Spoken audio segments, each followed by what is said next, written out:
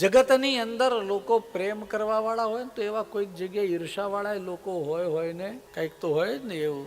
ગામ હોય ત્યાં બધું જ હોય, મંદિરે હોય ને તળાવ હોય ને બધું જ, પછી એમાં બધું આવી ગયું. તો કેટલાક લોકો એમ કે એમને કે ભાઈ તમે વેદનો અવતાર કેવા? લોકો એમ કે છે કે તમે યજ્ઞ નારાયણ, યજ્ઞ એટલે તો શ્રુતિ છે, તમે યજ્ઞનો અવતાર કેવી રીતે કહેવાઓ? યજ્ઞ નારાયણ ભટ્ટ કઈ બોલે નહીં, બધાને પ્રણામ કરે. એવું નહીં, નામ બદલી નાખો યજ્ઞ નારાયણ, કે તમારે જે કહેવું હોય કે. પણ કેટલાક અટકચાળા હોય ને છોકરાઓ, એ પાડાને લઈને આવ્યા અને કે તમે બહુ મોટા વેદના અવતારો હો તો આ પાડો છે એની પાસે વેદ બોલાવરાવો. હવે આટલું બધું બોલ બોલ કરે તો એમને શું કરે? તમે દર્ભની સળી લીધી અને એનો સ્પર્શ કરાવ્યો અને એમ કહ્યું, વત્સલુલાય એતાન ભગવતીમ શ્રુતિમ આશ્રાવય, કે આ બધા લોકોને વેદના મંત્ર સંભળાવો. અને પાડું બોલવા લાગે, ભાભરવા લાગે એવું નહીં, ગમે તે બોલવા લાગ્યો નહીં, પણ એ બોલે વેદ મંત્ર.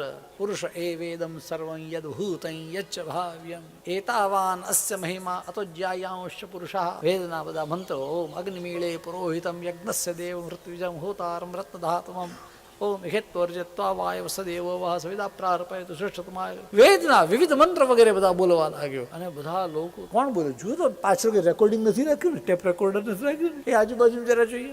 આની અંદરથી અવાજ આવે છે. આમ આમ હાથ આમ રાખે એના પેટ ઉપર, છાતીએ, એના પીઠ ઉપર હાથ રાખ્યો તો એમાંથી આમ રૂવાડાથી આમ વેદના મંત્રો બોલાતા હોય એવા અંદરથી ધ્વનિ આવવા લાગ્યો. આ યજ્ઞ નારાયણ ભટ્ટ કેવા તપસ્વી હતા.